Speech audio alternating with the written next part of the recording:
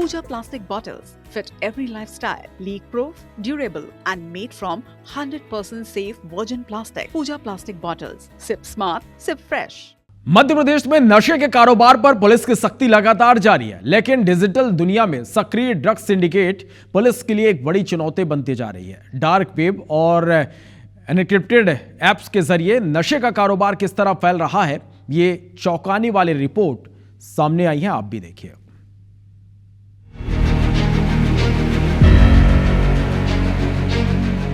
एक युवक मोबाइल उठाता है और सामान्य सर्च के बजाय एक खास ब्राउजर खोलता है। कुछ ही मिनटों में एमडी और एलएसडी जैसे सिंथेटिक ड्रग्स का ऑर्डर हो जाता है, जिन्हें नेटवर्क के कोडवर्ड में चॉकलेट कहा जाता है।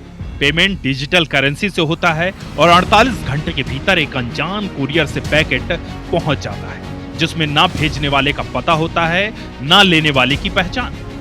पूरा नेटवर्क टेलीग्राम जैसे एनक्रिप्टेड ऐप्स के जरिए चलता है। इन ग्रुप्स में एंट्री सिर्फ इनवाइट से होती है और बातचीत भी कोड वर्ड में होती है। फेक एड्रेस और डार्क डिलीवरी पॉइंट्स के जरिए सप्लाई की जाती है, जबकि कई बार किताबों के अंदर छिपाकर डाक से भी ड्रग्स भेजे जाते हैं। इस पूरे नेटवर्क का मास्टरमाइंड देश से बाहर बैठा बताया जाता है।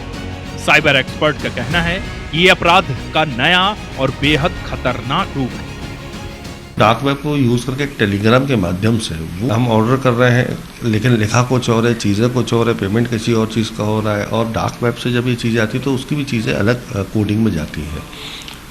तो कहीं ना कहीं प्रशासन को भी अब जिसे हम कहते हैं ना कि वन नेशन वन पॉलिटिक्स की हम बात कर रहे थे, तो हमको भी अब इंडिया में साइबर को लेके पूरे देश में एक पुलिसिंग बनानी पड़ेगी।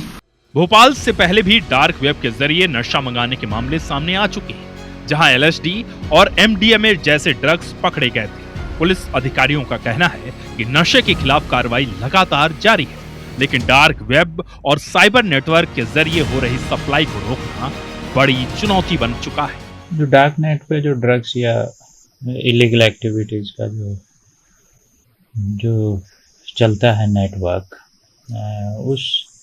वो भी हमारे इन्वेस्टिगेशन का एक हिस्सा रहता है। हालांकि थोड़ा डार्क नेट को ट्रैक करना उतना आसान नहीं है, लेकिन फिर भी वो हमारे लिए एक इशू ऑफ कंसर्न है जिसका हम ध्यान रखते हैं।